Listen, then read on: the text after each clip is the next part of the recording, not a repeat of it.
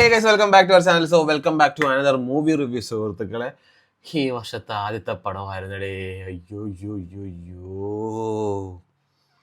So guys, Rajasaab, Prabhas നായകനാവുന്ന Rajasaab movie ഇങ്ങനെ നമ്മൾ കണ്ടിട്ടുണ്ടായിരുന്നു സുഹൃത്തുക്കളെ.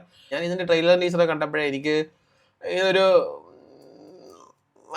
അറിയായിരുന്നു. അതുകൊണ്ട് നമ്മൾ മറ്റേ ഫസ്റ്റ് ഡേ തന്നെ അങ്ങോട്ട് ചാടി പുറപ്പെട്ടില്ല. നമ്മൾ സാവകാശമൊക്കെ നമ്മൾ കണ്ടുള്ളൂ പടം.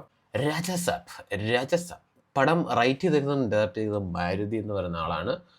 സ്റ്റാർ കാസ്റ്റ് പ്രഭാസ് ഉണ്ട്, സഞ്ജയ് ദത്ത് ഉണ്ട്, മാളവിക മോഹൻ ഉണ്ട്, നിധി അഗർവാള്, ഋതിക് കുമാർ, അങ്ങനെ കുറെ ആൾക്കാരുണ്ട് ഗൈസ് ഇതിനകത്ത്. ഈ പടത്തിന്റെ ബഡ്ജറ്റ് 400-450 കോടിയാണ് ഈ ബഡ്ജറ്റ്. പടം വന്ന് 3 മണിക്കൂർ പടമുണ്ട്. എൻ്റെ പൊന്നളിയ, ഫാന്റസി ഹൊറർ കോമഡി എന്നുള്ള ജോണറിലാണ് ഈ പടം ഇറങ്ങിയത്. എടാ, എന്തൊരു പടമാണ് ഇത്! സീരിയസ്ലി എന്തൊരു പടം ഇത്! എനിക്ക് എൻ്റെ പൊന്നളിയാ, എടേ, പ്രഭാസിന് വയ്യാത്തതാണോ അതോ പുള്ളി മനഃപൂർവ്വം മറ്റേ സൽമാൻ ഖാൻ്റെ കൂട്ടൊക്കെ അഭിനയിക്കാതെ നിൽക്കുന്നതാണോ? എന്താ പറ്റിയത് എനിക്ക് അറിഞ്ഞുകൂടാ. എടേ, പുള്ളി ആക്ച്വലി ഈ സിനിമയിൽ ഉണ്ടോയെന്ന് ചോദിച്ചാൽ ഉണ്ട്, ഇല്ലേന്ന് ചോദിച്ചാൽ ഇല്ല. കാരണം ഒരു 90 അല്ലെങ്കിൽ പോട്ടെ ഒരു 85% ഈ ഒരുമാതിരി തല വെട്ടി കയറ്റിയ പോലെയാണ് എനിക്ക് ഫീൽ ചെയ്തത്. അല്ലെങ്കിൽ അത് ഫീൽ ചെയ്തതല്ല, അത് അങ്ങനെയാണ്. മറ്റേ ഡ്യൂപ്പിൻ്റെ കളിയാണ് ഇതിനകത്ത്. അതായത് പുള്ളിക്ക് മേലിനെങ്കിൽ ചെയ്യാൻ പറ്റാത്ത കാര്യങ്ങൾ വേറെ ആൾ ചെയ്യുമ്പോൾ പുള്ളിയുടെ ഫേസ് അവിടെ വെക്കും.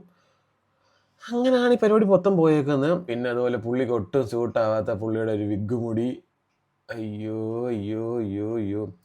അമ്മൂമ്മ കൊച്ചുമാമ്പാസം, പിന്നെ എന്താ പറയുക, അപ്പൂപ്പനോടുള്ള സ്നേഹം, പിന്നെ അത് മാറി, അല്ല, അപ്പൂപ്പനെ കണ്ടുപിടിക്കണമെന്നുള്ള ഒരു ഇത്, പിന്നീട് അത് മാറി അപ്പൂപ്പനുള്ള വൈരാഗ്യമാകുന്നു, അപ്പൂപ്പനും അമ്മൂമ്മയും തമ്മിലുള്ള ബന്ധം അതെങ്ങനെ ആകുന്നു, ഇതെന്തൊക്കെ പോകുന്നു, പിന്നെ അത് ഹിപ്നോട്ടിസം, മെൻ്റലിസം. അയ്യോ അയ്യോ അയ്യോ അയ്യോ അയ്യോ, എന്തൊക്കെയാണ് ഇതിനകത്ത് ഒരു കാട്ടിക്കൂട്ടി വയ്ക്കുന്നത്. ഞാൻ വേറെ കാര്യം പറയട്ടെ, നമ്മൾ ഇതിൻ്റെ ട്രെയിലറും ടീസറൊക്കെ കണ്ടപ്പം നമ്മൾ വേറെ കുറേ സാധനങ്ങളൊക്കെ എക്സ്പെക്ട് ചെയ്ത്, അല്ലെങ്കിൽ നമ്മൾ അതിനകത്ത് കണ്ട് ഓക്കെ ഇതിനകത്ത് ഇതൊക്കെ കാണുന്നു.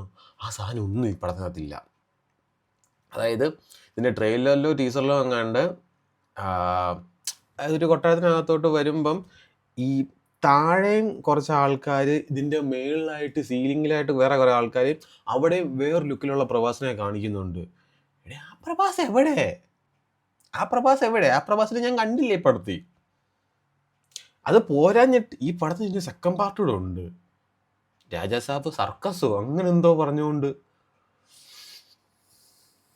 കാശിനൊന്നും ഒരു വിലയില്ലേ? എനിക്കറിയാൻ മേല എന്തിനാണ് ഇവരിങ്ങനെ ഇത്രയും പൈസ മുടക്കി ഒരു പാൻ ഇന്ത്യനായിട്ട് ഈ ഒരുമാതിരി ഇങ്ങനത്തെ തൊലിഞ്ഞ പടങ്ങൾ ഇറക്കുന്നത്. Seriously I don't know Y.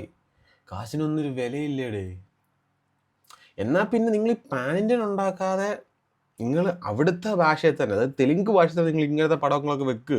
നമ്മളെയും കൂടെ എന്തിനാണ് വെറുതെ ബുദ്ധിമുട്ടിക്കാൻ വരുന്നത്? ഞാൻ കേട്ടൊരു കാര്യമാണ്, after Baahubali, I mean 1 and 2, പ്രഭാസിന് എന്തോ ഹെൽത്ത് ഇഷ്യൂസും കാര്യങ്ങളൊക്കെ ഉണ്ട്. സോ പുള്ളിക്ക് എന്തൊക്കെയോ പ്രശ്നങ്ങളുണ്ടെന്ന് കേൾക്കുന്നുണ്ട്. അതുകൊണ്ടൊക്കെയാണ് പുള്ളിയുടെ ആക്ടിങ് ഇങ്ങനെയൊക്കെ ആവുന്നതൊക്കെ കേൾക്കുന്നുണ്ട്. I don't no. പുള്ളിക്ക് അങ്ങനെ എന്തെങ്കിലുമൊക്കെ ബുദ്ധിമുട്ടുണ്ടെന്നുണ്ടെങ്കിൽ അതൊക്കെ ഓക്കെ ആയിട്ട് അഭിനയിക്കുക.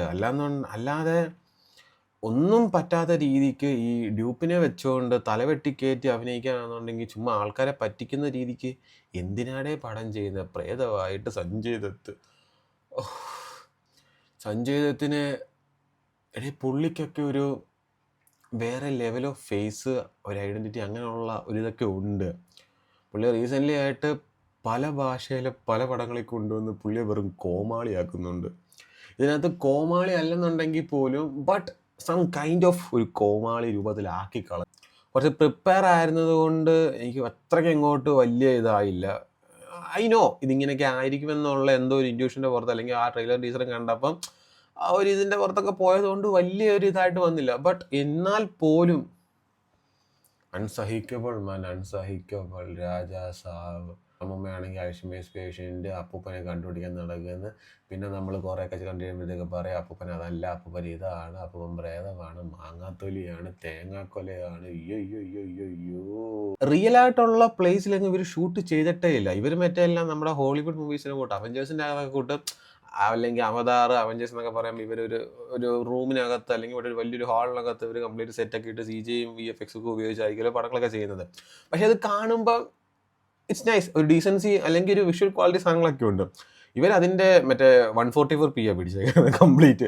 എനിക്ക് അങ്ങനെയൊക്കെയാണ് തോന്നുന്നത്. കാരണം എന്ന് വെച്ചാൽ അതറിയാം കംപ്ലീറ്റ് സെറ്റാണെന്നുള്ളത് കാര്യം അറിയാം. പക്ഷെ ഇത്രയൊക്കെ പൈസ മുടക്കുമ്പം അതിന് തക്കതായിട്ടുള്ള എന്തെങ്കിലും കൂടെ ഒക്കെ ഒന്ന് കാണിച്ചു വെക്കണ്ടേ? ഇത് എന്തരടേ ഇത്? സോ അപ്പം ഇനിയിപ്പം പ്രഭാസിന്റെ വരാൻ പോകുന്ന പടം എന്ന് പറയുമ്പം സന്ദീപ് റെഡ്ഡി വാങ്കയുടെ പടമാണ്. സ്പിരിറ്റ് വരാൻ കിടപ്പുണ്ട്. പിന്നെ അതുപോലെ കൽക്കി 2 മേ ബി വരാൻ കിടപ്പുണ്ട്. സോ ഇതൊക്കെ എന്ന് പറയുമ്പം പ്രഭാസിനോടുള്ള ഒരു ഇത് കൊണ്ടല്ല, ദ ക്രിയേറ്റേഴ്സ് അല്ലെങ്കിൽ ദ ഡയറക്ടേഴ്സ് അല്ലെങ്കിൽ ആ ഒരു ടീം അതിനോടുള്ള അല്ലെങ്കിൽ അവരോടുള്ള ആ ഒരു വിശ്വാസത്തിൻ്റെ പുറത്തൊക്കെയാണ് നമ്മൾ കാണാൻ പോകുന്നത്. അല്ലാതെ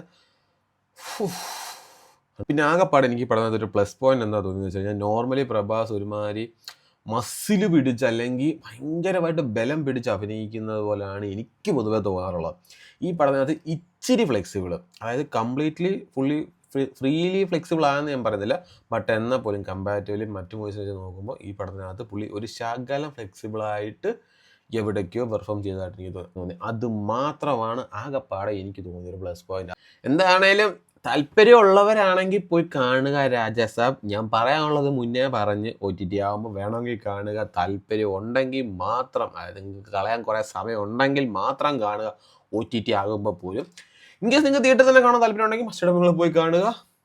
സോ ഗൈസ്, അപ്പോൾ അതാണ് രാജസാബ് എന്ന് പറയുന്ന ആ ഒരു മൂവിയെക്കുറിച്ച് എനിക്ക് പറയാനുള്ളത്. സോ ഗൈസ്, അപ്പോൾ അത്രേ ഉള്ളൂ. Tata, bye bye.